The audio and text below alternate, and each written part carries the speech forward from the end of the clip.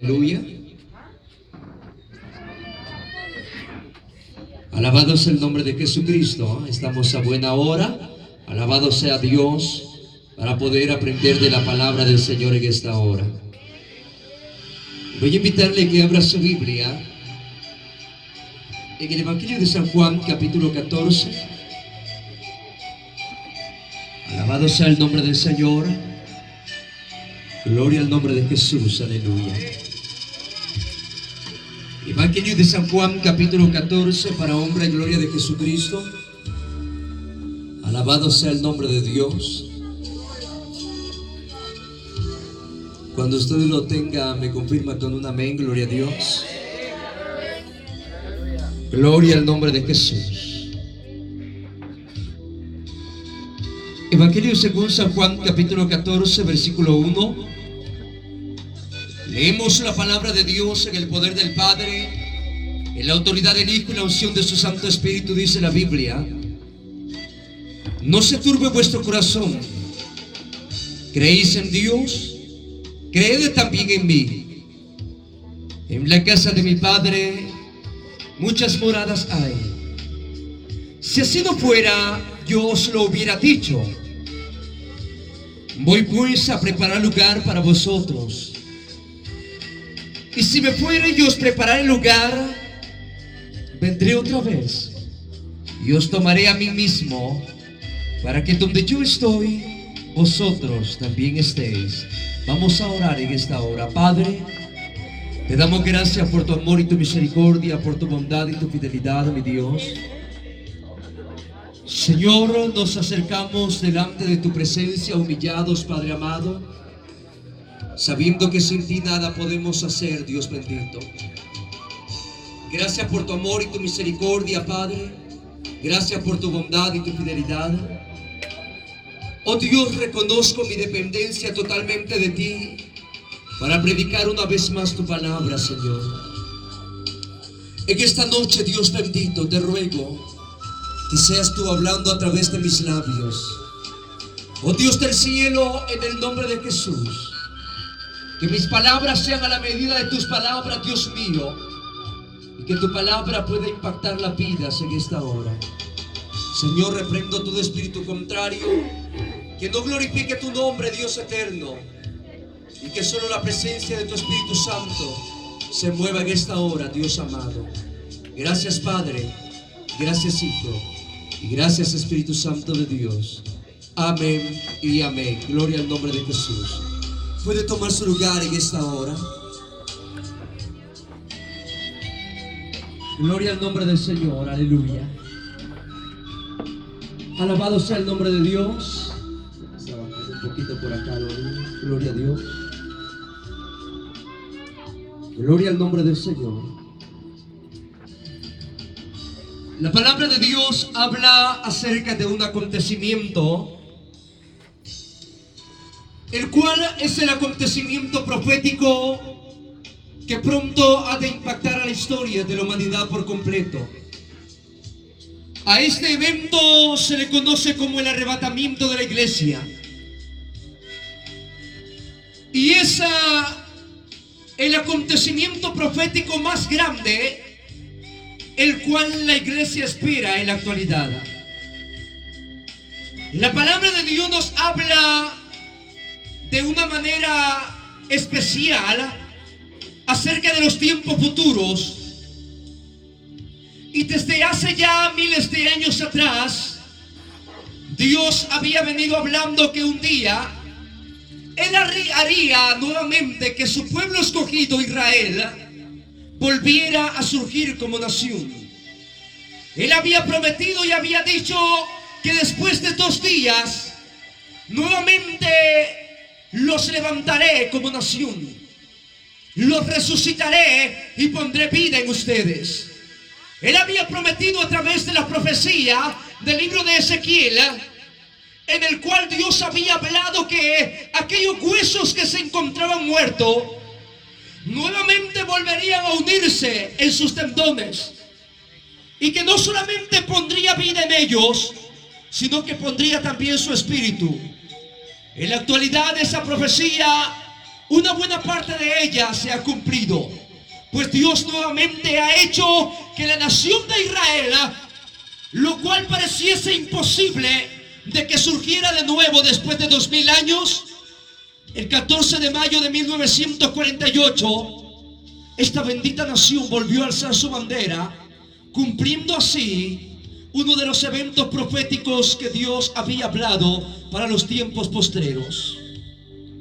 Muchas de las profecías de la palabra de Dios no podría tener cumplimiento hasta que Israel surgiera como nación. De manera que el pueblo de Israel se ha convertido en el reloj de Dios.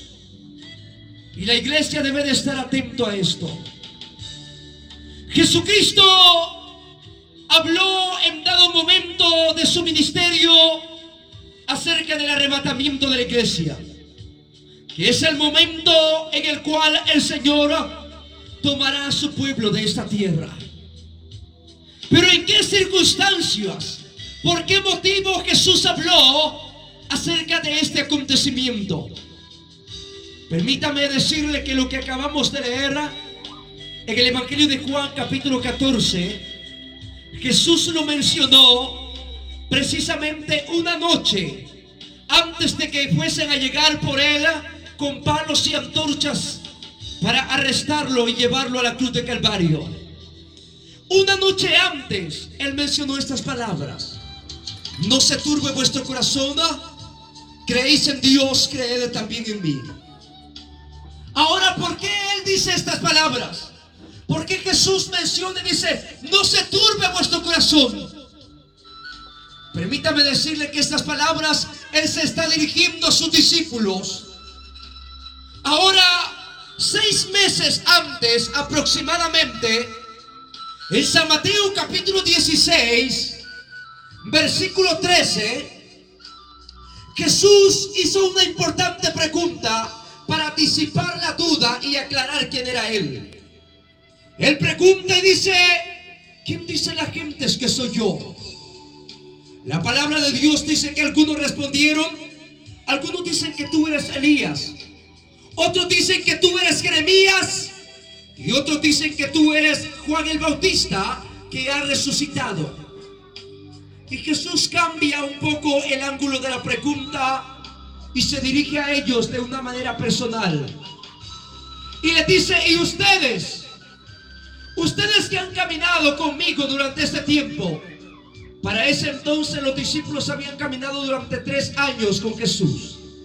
Ustedes que han caminado conmigo, ustedes que han visto a los leprosos ser limpiados, que han visto a los ciegos ver, a los sordos oír, ¿ustedes quién dicen que soy yo? La palabra de Dios dice en San Mateo capítulo 16, versículo 16, y me gustaría que fuera corroborando la palabra de Dios. Siempre me gusta decirle esto a la iglesia, porque la razón por la cual el pueblo de Dios muchas veces es engañado es porque la iglesia no ve si realmente lo que se está hablando es cierto o no es cierto. La mayoría de personas dicen amén, amén a todo, y la falsedad y la mentira se ha metido dentro de la iglesia y la gente sigue diciendo amén y recibiéndolo. Pero la palabra de Dios dice que los cristianos de Berea confirmaban si la palabra que se estaba hablando era cierta. Cuando alguien predica, debe de ser pesado en la balanza de la palabra de Dios para ver si eso es verdad o no. En San Mateo capítulo 16, versículo 16, la Biblia dice que Pedro tomó la palabra y responde estas palabras en arameo, en hebreo: Atakuja Mashiach ben Elohim Caim. Tú eres Jesús, el Mesías, el Hijo del Dios viviente. En ese momento el Señor le dice: bien, Pedro, porque esto no te lo ha revelado carne ni sangre, sino mi Padre que está en el cielo. El Señor Jesucristo vio ahí la oportunidad para revelarles algo importante a sus discípulos. Ellos habían caminado durante 3 años con Él, y ciertamente la mayoría de ellos no conocía bien al Maestro. Ellos estaban siguiendo a Jesús, con los propósitos equivocados. Ellos estaban siguiendo al maestro con una perspectiva distinta, con una mirada equivocada. Ellos tenían una idea errónea de lo que era el Mesías. Así que Jesús aprovecha la oportunidad, sabiendo que esta revelación había venido y que todos sus discípulos habían escuchado quién era Él. Ahora Él se dirige en San Mateo capítulo 16, versículo 21. San Mateo 16, 21 dice la Biblia que desde entonces comenzó Jesús. Esa palabra, desde entonces, significa que anteriormente Jesús no había hablado de su muerte con sus discípulos de una manera directa. Pero por primera vez, faltándose solamente 6 meses para su crucifixión, después de 3 años de caminar con ellos, Jesús se dispone, luego de la revelación de quién era Él, a decirles a sus discípulos que Él iba a morir. Desde entonces comenzó Jesús a revelar a sus discípulos que le era necesario descender a Jerusalén y padecer mucho por los ancianos, por los principales escribas.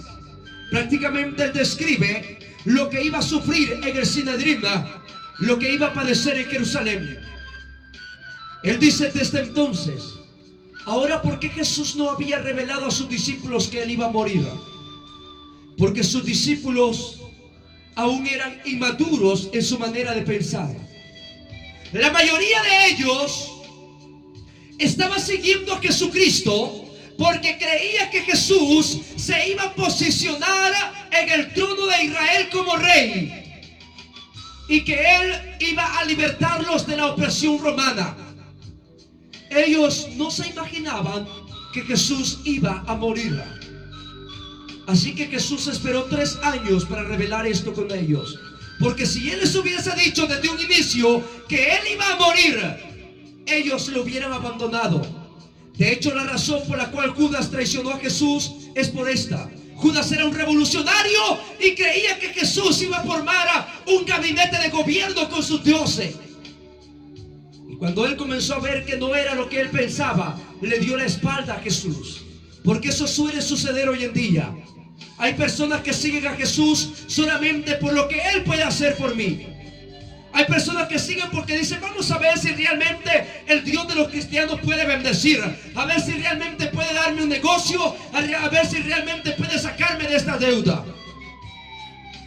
En estos últimos tiempos hemos predicado seriamente que Jesús no es la solución de todos los problemas del hombre.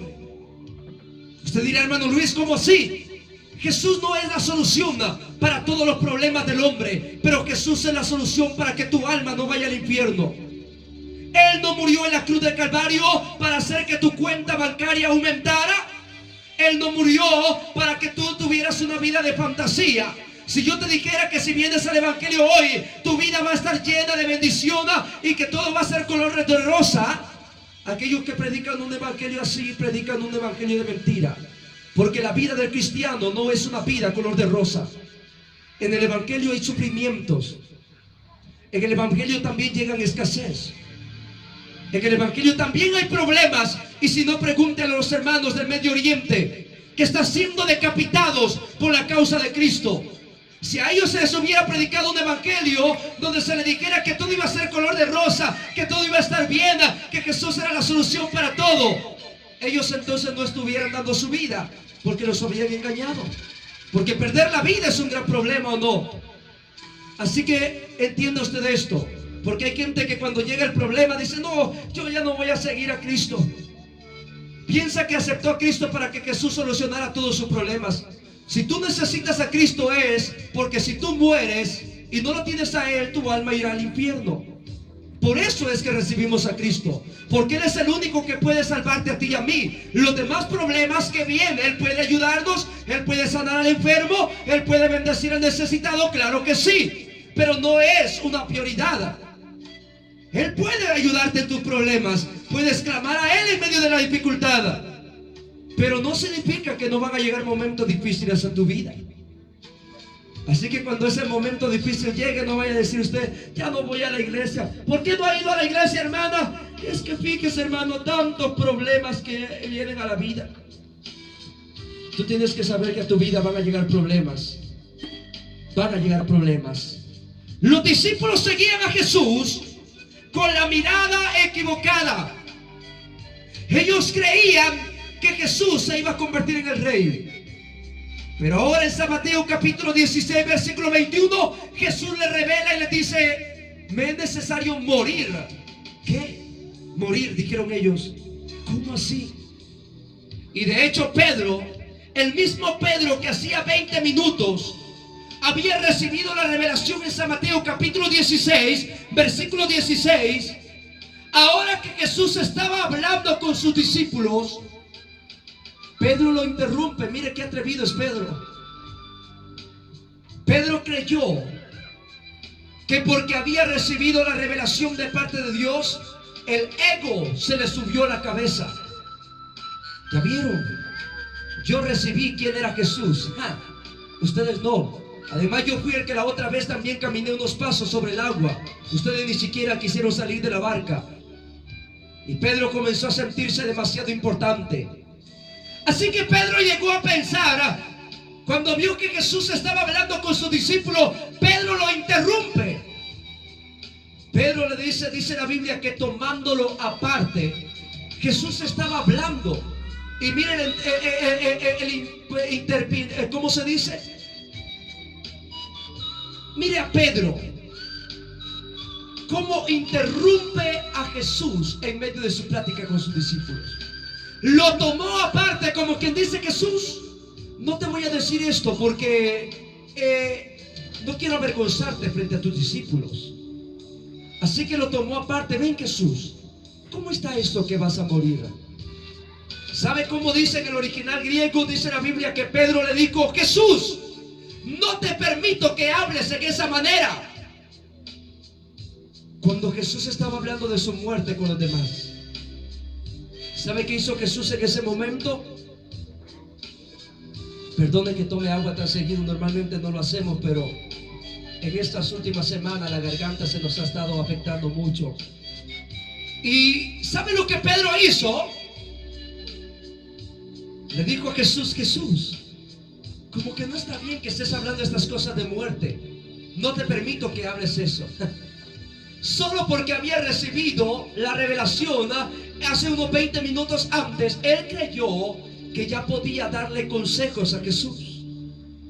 Y es que en la iglesia pasa también de la misma manera. Hay gente que no puede recibir algo de parte de Dios porque ya cree que puede gobernar al líder, que puede gobernar al pastor, que puede decirle a la pastora qué hacer. Ya cree que puede decirle al caballero, al presidente caballero, qué es lo que tiene que hacer. Hay gente que actúa como Pedro. No se le puede dar nada de parte de Dios porque, como diría mi abuela, se siente en la mamá de Tarzán. Y no, el ser humano que recibe algo de parte de Dios más humilde debe de ser.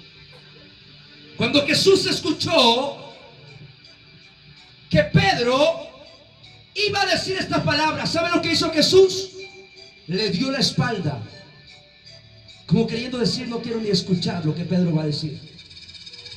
La Biblia dice que cuando Pedro terminó de hablar, no había ni terminado de hablar, dice la Biblia, véanlo ahí, volviéndose Jesús. Si se volvió, quiere decir que se dio la vuelta. Volviéndose Jesús le dijo: apártate de mí, Satanás, apártate de mí, porque no pones tu mirada en las cosas de Dios, sino en la voluntad de los hombres. Él no estaba viendo la voluntad de Dios, sino que la voluntad de los hombres.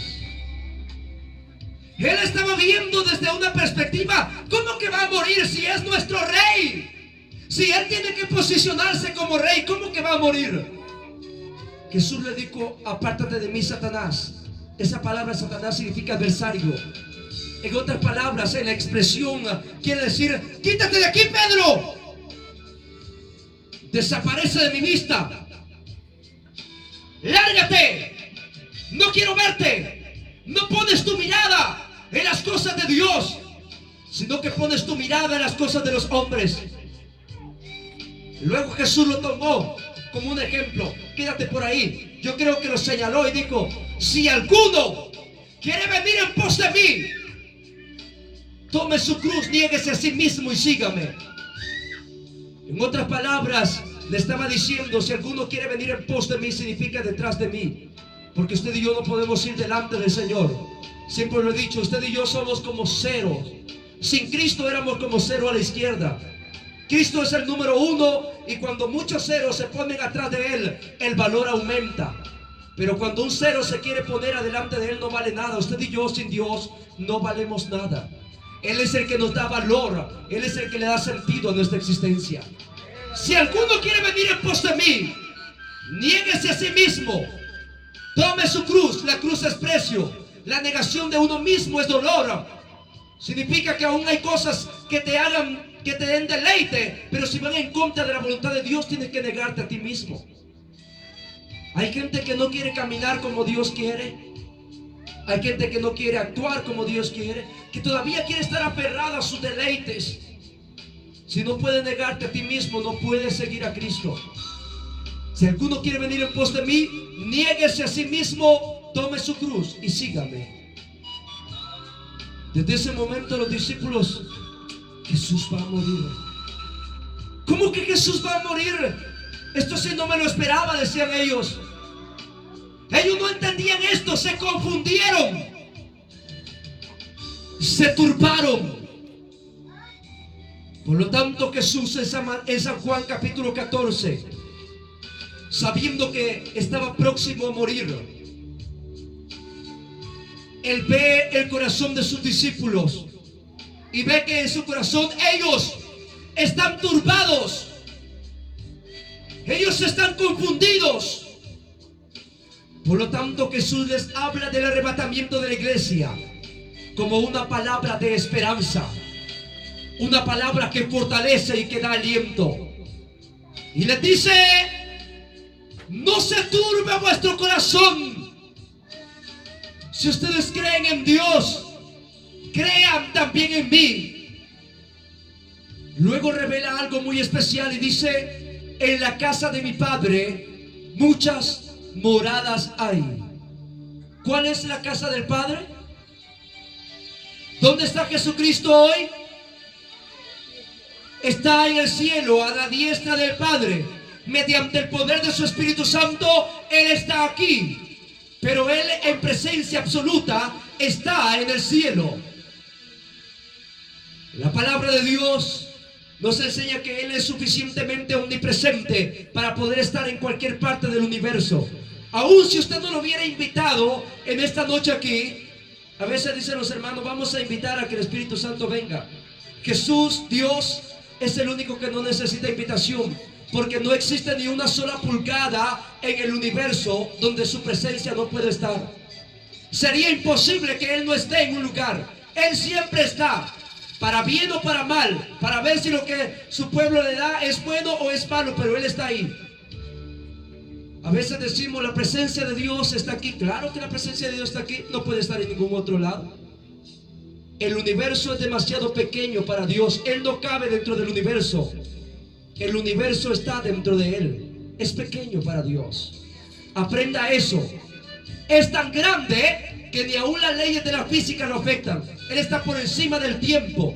El tiempo, usted y yo, nos pudre. Cada minuto que va pasando nos estamos haciendo viejos, aunque usted no lo note. Nos estamos envejeciendo. Dios está por encima del tiempo. El tiempo está fuera de Él. A Él no le afecta el tiempo. Él está en este lugar. Pero en sí, en esencia, Él está a la diestra del Padre, intercediendo por todo aquel que viene a Él. La Biblia dice que el cielo es el trono de nuestro Dios. La tierra es el estrado de sus pies.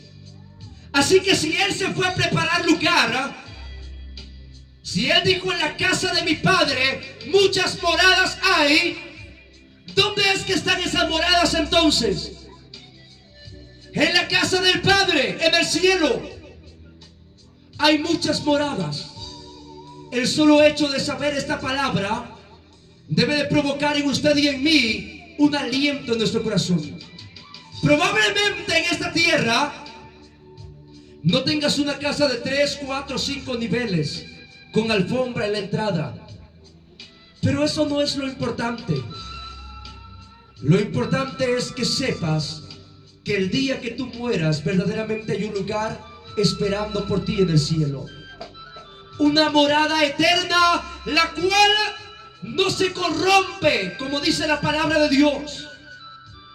Cosa que ojo no vio, ni oído oyó, son las que Dios ha preparado para aquellos que le aman.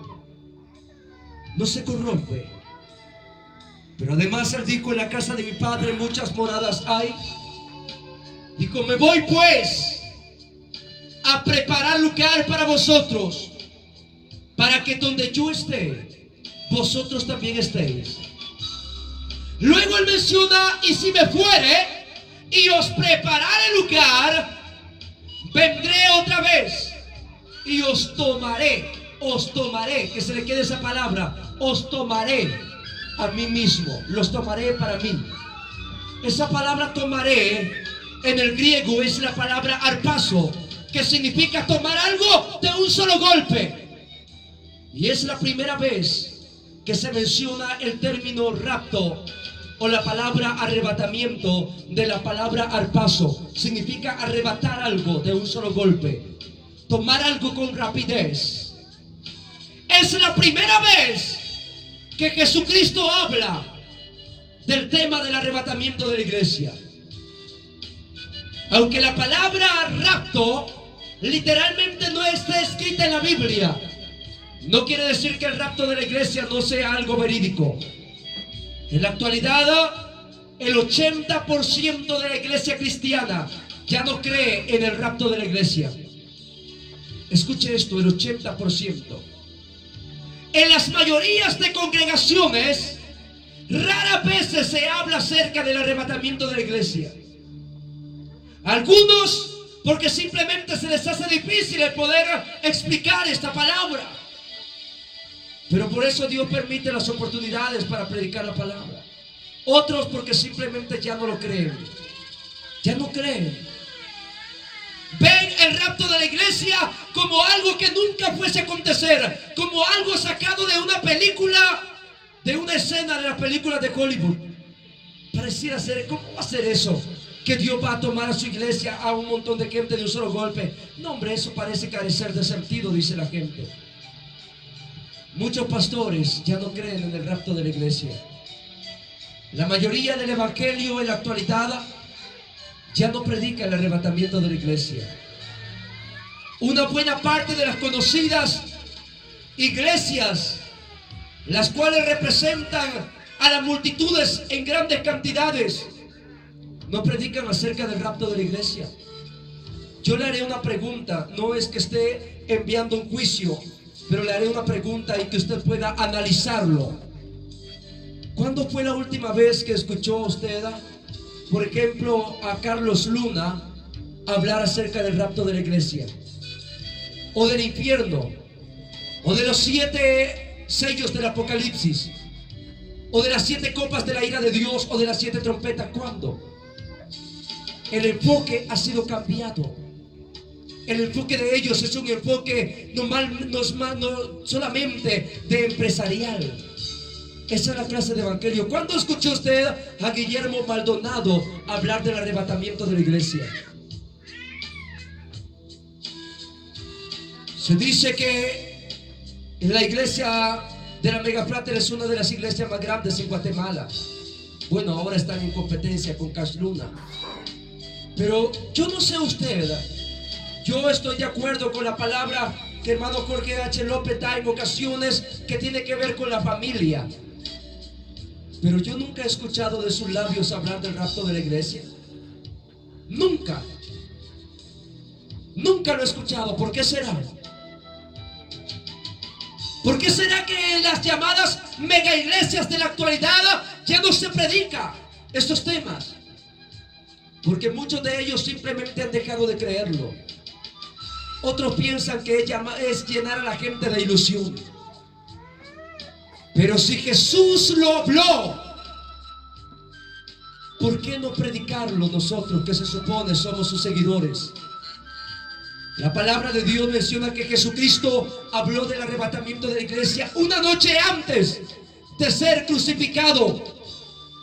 Una noche antes. Yo quiero que usted aprenda de la palabra de Dios. Se lo voy a hablar así, explicado, bien entendido, ya que estamos a buena hora. Si mucho, tenemos como 2 horas para predicar todavía. Apenas llevamos media hora con la introducción. Gloria a Dios. Pero yo no sé si realmente tendré otra oportunidad para predicarles a ustedes. Así que para mí es importante hablarles de este tema. Jesucristo les habla a sus discípulos para darles fortaleza, sabiendo que ellos estaban turbados. ¿Por qué hablar del rapto de la iglesia? Número 1, porque fue Jesús el que lo habló por primera vez. Número 2, porque es una de las principales columnas de la fe cristiana. Es una de las principales bases de la fe cristiana. Jesucristo da, o Dios da los mayores detalles del rapto de la iglesia a través del apóstol Pablo en Primera de Tesalonicenses capítulo 4 versículo 13. La iglesia de Tesalónica era una iglesia la cual había creído en Jesucristo, pero ellos no entendían todo esto del rapto de la iglesia. Ellos no contaban con el Nuevo Testamento. Ellos solamente tenían el Antiguo Testamento y por lo tanto se les hacía difícil el poder ver la palabra de Dios como usted y yo la vemos. Así que algunos de los cristianos habían empezado a morir y ellos se preguntaban: ¿y ahora qué va a pasar con aquellos que mueren en el Señor? ¿A dónde irá? ¿Qué va a pasar? ¿Será que también van a ser arrebatados? Ellos tenían esa duda. Así que el apóstol Pablo les escribe a la iglesia de Tesalónica para aclararles este asunto. Y les dice en Primera de Tesalonicenses 4:13: tampoco queremos, hermanos, que ignoréis acerca de los que duermen. Escuche esto: duermen. Dormir es la palabra que la Biblia designa a los que mueren en el Señor. Porque el hombre en Dios no muere, sino duerme. Pero ¿cuál es la diferencia, hermano Luis? Dice alguno. Le diré cuál es la diferencia. Cuando un hombre muere sin Dios, el demonio de la muerte, que es un espíritu maligno, inmediatamente viene. Y cuando la persona muere, si usted no tiene a Cristo en su vida y usted muriera esta noche, al menos unos minutos antes de que usted muriera, usted empezaría a observar el demonio de la muerte acercándose, que viene para arrebatarle la vida. Por eso usted ve que la mayoría de personas que mueren sin Dios, ellos comienzan como a esforzarse, comienzan como que a patalear, comienzan como que a retorcerse. Y cuando llega el momento de morir, hay una expresión de horror en su mirada, hay un miedo, hay un terror, porque ellos observan el demonio de la muerte que viene para arrastrar el alma de ese hombre hacia el infierno. Pero cuando una persona muere en el Señor, el demonio de la muerte no tiene potestad sobre ese hombre. Para el hombre que tiene a Cristo en su vida, será solamente un cerrar de ojos. Es como dormir. Por eso la Biblia dice que la muerte no tiene potestad sobre usted. Este cascarón tiene que dejar de existir, porque del polvo fue tomado y al polvo volverá, dice la Biblia en Eclesiastés 12:7. El espíritu, que es el regalo de vida, volverá a Dios quien lo dio. Pero el alma irá a uno de 2 lugares. Si tú mueres, irás a uno de 2 lugares. Tu espíritu, que es el regalo de vida, el aliento de vida, vuelve a Dios quien lo dio. Tu cuerpo se pudrirá unos 3 días, 4 días. Démosle 5 pues, para que no se sienta tan mal. 5 días después de muerto se convertirá en un delicioso manjar para gusanos. El orgullo del hombre no vale nada cuando el ser humano se pone a ver las cosas desde esta manera. Tan solamente 5 días después, ni el color de su sangre estará. Sus glóbulos rojos habrán desaparecido, se habrán desintegrado y usted estará siendo hartado, se dice, ¿verdad?, por gusanos. Yo también lo haré si Dios no viene antes. Pero lo importante no es qué va a pasar con este cuerpo ingrato, ni tampoco lo importante es saber qué va a pasar con su alma. Cuando usted muera, irá a uno de 2 lugares: al cielo, irá al paraíso, o irá al infierno. La Biblia corrobora que el infierno está en el centro de la tierra. En Números capítulo 16 versículo 32, en Proverbios capítulo 15 versículo 24 y en San Mateo 12:40. La Biblia nos enseña que el infierno está ubicado en el centro de la tierra. Pero la Biblia enseña también en 2 Corintios capítulo 12 versículo 4 que el tercer cielo es el lugar donde está ubicado el paraíso. Cuando usted muera, si usted murió poniendo su confianza en Dios, si Jesús es su Salvador, ángeles vendrán para acompañarlo hacia la morada del paraíso. Pero de lo contrario, el demonio de la muerte tomará su alma y lo arrestará, lo llevará arrastrado para el infierno. Así que no quiero que ignoren acerca de los que duermen. Yo escuchaba hermanos que dicen: ay, hermano, ya se puede descansar, a esperar, ahora solo está descansando su alma. El alma es eterna, no puede quedar inerte. El alma va a uno de 2 lugares: al paraíso a esperar el arrebatamiento de la iglesia, o al infierno para esperar el juicio del trono blanco y ser lanzado al lago de fuego. Pero el alma es eterna. No es de que ¿a dónde van los muertos? Pues, hermano Luis, ahora usted ya lo sabe a dónde van. Usted ya sabe a dónde van ahora. Hace unos días, durante este último mes, estuvimos predicando en 3 velorios. La gente, los cristianos dicen: ay, no, hermano Luis, eso no hay que hacerlo. Pero para mí es una excelente oportunidad, porque dice la Biblia en Eclesiastés capítulo 9, si no estoy mal, lo voy a ver, bendito sea el nombre de Dios. No me gusta citar la palabra si no estamos seguros. Eclesiastés, alabado sea el nombre de Dios. Para aquellos que dicen: es malo ir a un velorio, depende a qué vaya a ir a usted. Eclesiastés capítulo 7 versículo 2. Dice la Biblia que es mejor ir a la casa de luto que al lugar donde hay banquete, porque eso le hará ver al hombre su final. Y eso es cierto. Cuando usted mira una caja, usted recuerde y diga: un día yo seré el protagonista de esa caja. Un día seré yo la causa por la cual los vecinos se reúnan. Eso le hace ver el final del hombre. Así que depende con qué causa. Yo no voy a predicarle al muerto: ay, Señor, salva su alma. No, si ya se fue. Solo Dios sabe si fue para el cielo o al infierno. Pero a mí me gusta utilizarlo. Y le pregunto: ¿qué pasaría si tú estuvieras hoy aquí? ¿Dónde estarías hoy? Si tú hubieses muerto hoy, ¿dónde estarías? Piensa en ello. Pero la Biblia dice, hermanos, no quiero que ignoren acerca de los que duermen. Aún un hermano decía: ay, hermano Francisco, lo vamos a llevar para la iglesia, hermano. Perdone que lo vamos a sacar de su casa. Me dio ganas de darle un su coscorrón y decirle: hermano, hombre, si él ya no está ahí. Solo es el cuerpo el que está ahí, el cascarón, él ya no está oyendo nada. Si mucho tendrá unos 5 minutos para quedarse en esta tierra el día que usted muera. Y luego ser arrebatado y llevado hacia el cielo, si va para allá. Ahora si no, pues ser llevado para el infierno tarda menos. El infierno está ansioso por llevar las almas. El hombre que camina sin Dios es como si los demonios anduvieran esperando como leones hambrientos el momento en que esa alma salga de ese cuerpo para arrastrarla. La palabra de Dios nos indica que usted y yo no vamos para allá. No quiero que ignoren acerca de los que duermen, para que no se entristezcan como los otros. Que le quede claro esta palabra, hermano. No quisiera pasar de ahí, pero hay creyentes que todavía le llevan flores a la tía, al abuelo. Aquí te traigo tu vaso de agua, mijita. Por el amor de Dios. Esa es la más grande estupidez que puede hacer alguien. Ahí ya no está nadie. Ni el polvo está bueno. Ya no hay nada ahí.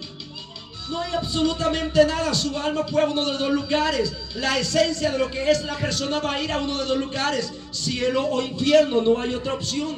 No crea usted que va a tener permiso la tía para salir del infierno un día de estos y decir: ay, todos los primeros de noviembre tengo que subir por mi vaso de agua.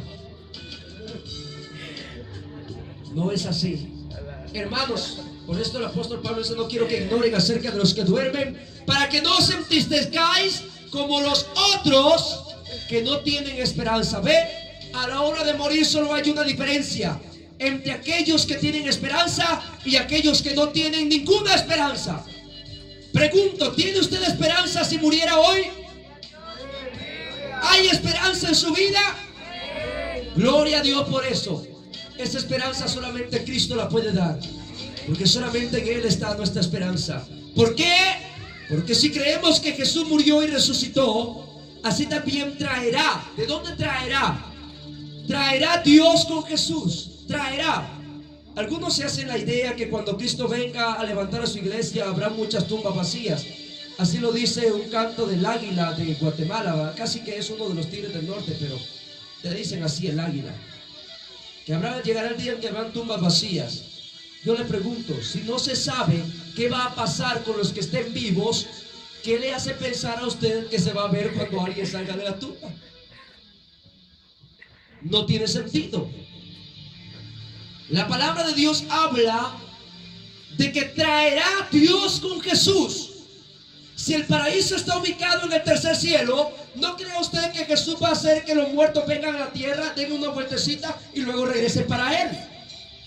Él traerá con Él a los que están en el tercer cielo.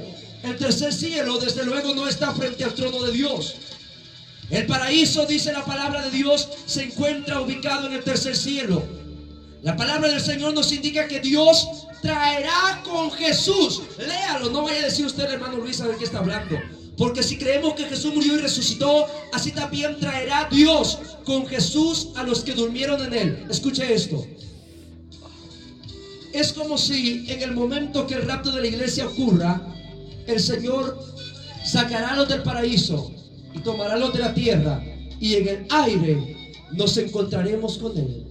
La palabra del Señor dice: porque el Señor mismo, escuche, quiero que atesore este versículo, es mejor grábeselo en su memoria. Más adelante lo vamos a comparar con Apocalipsis 4. Porque el Señor mismo, con voz de mando, con voz de arcángel y con trompeta de Dios, descenderá del cielo, y los muertos en Cristo resucitarán primero. Luego nosotros, los que vivimos, los que hayamos quedado, seremos arrebatados. Esa palabra arrebatados es la palabra arpazo. Seremos tomados, seremos arrebatados, dice la Biblia, juntamente con ellos. ¿Quiénes ellos? Los que ya durmieron, los que ya se nos adelantaron. Seremos arrebatados juntamente con ellos para recibir al Señor. ¿En dónde? En el aire. Y así estaremos siempre con el Señor. Escuche esto: para recibir al Señor en el aire, en el rapto de la iglesia, Jesús no pondrá sus pies en esta tierra. El rapto de la iglesia, cuando el rapto de la iglesia ocurra, no es que la gente va a ver el montón de gente yéndose para arriba. Hay una diferencia. Hay más de 10. Hay un mensaje que lo hemos titulado el arrebatamiento de la iglesia y la segunda venida de Cristo. Porque la segunda venida de Cristo no es lo mismo que el rapto de la iglesia. El arrebatamiento de la iglesia es el momento en el cual Jesús viene en el aire. La segunda venida, dice la Biblia en Apocalipsis 12:7, que todo ojo le verá. Usted y yo vamos a aprender de la palabra de Dios. Dice la Biblia: y así estaremos siempre con el Señor en el aire. Un hermano me dijo: entonces, hermano Luis, ¿quiere decir que nos vamos a quedar en el aire? No, si nos quedamos en el aire, Dios guarde, después del rapto de la iglesia ocurre el juicio de la gran tribulación, donde aún dice la Biblia que las estrellas, o sea, meteoritos, caerán sobre la tierra. Por lo tanto, no podemos quedarnos en el aire. Esta palabra significa: y así estaremos siempre con el Señor. Significa que nunca más habrá una separación entre su esposa y entre su iglesia y el Señor. Nunca más nos separaremos de aquel que nos dio la vida. Nunca más habrá una división. Por fin veremos el rostro de aquel que murió en la cruz del Calvario para traernos vida eterna. Gloria a Dios. Un día he de ver su rostro. Gloria a Jesús. Por fin le veremos tal y cual es. Un hermano me decía: nosotros vamos a la iglesia para buscar todos los días el rostro de Dios. Le dije: usted podría seguirlo buscando todos los días y no lo va a encontrar, porque vamos a ver el rostro de Dios hasta que estemos. Lo que vamos a recibir acá es más de su presencia. Es más de su presencia. Yo le estaba hablando algo acerca del G12 y él como que se molestó un poquito, ¿va? Pero para corregir eso de que no venimos a buscar su rostro, porque ¿quién de aquí ha visto a Jesús? Sentimos su presencia, sí. Lo sentimos, aunque no lo vemos, dice el canto, pero lo sentimos. Pero si usted viera a Jesús de una manera directa, usted moriría en el mismo instante. No hay ser humano que, ni siquiera el apóstol Juan, dice la Biblia, que no pudo mantener su mirada, porque su rostro era como el resplandor del sol cuando resplandece con toda su fuerza. Él cayó como muerto. Si no hubiera sido por la misericordia de Jesús que le dice: levántate, Él le dio la fortaleza para resistir todo aquello. Así que buscamos más de su presencia, más de la llenura del Espíritu Santo. La palabra del Señor dice que así estaremos siempre con el Señor en el aire. Escuche esto: por tanto, alentaos los unos a los otros con estas palabras. ¿Qué dice la palabra de Dios en el versículo 18? ¿Qué es lo que debe alentarte? El saber que Cristo viene por su iglesia. El saber que tú y yo no estaremos por la eternidad en esta tierra, en otras palabras, sufriendo extorsiones. No será para siempre. La pobreza no será para siempre. Yo le decía a unos hermanos hace poco en la iglesia: hermanos, la única oportunidad que tenemos de hablarle a un pecador de Cristo es solamente mientras estamos en esta tierra. En el cielo ya no habrá necesidad de que usted abra su boca para ir a evangelizar a las calles o a evangelizar al vecino. No, en el cielo ya no, allá todos van a ser salvos. La única oportunidad que tenemos para compartir la palabra es mientras tenemos nuestros pocos años en esta tierra. Pero algunos así no lo hacemos. Recuerde esto: alentaos los unos a los otros con estas palabras. Lamentablemente en la actualidad la gente prefiere ser alentada con otra clase de cosas. Yo he predicado este mensaje en múltiples de lugares a donde vamos, y yo siempre veo, es rara, pero he visto lugares donde se predica acerca de las bendiciones económicas, y más si le empieza a profetizar: oh, yo puedo ver que pronto viene un carro para tu vida. Gloria a Dios, dice la hermana. Amén. Gloria al Señor, recibo, Padre, dice. ¿Piensa que eso es lo que debe alentar su corazón? ¿Eso es lo que dice la Biblia que debe alentar tu corazón? Yo puedo ver que pronto viene una bendición económica para ti,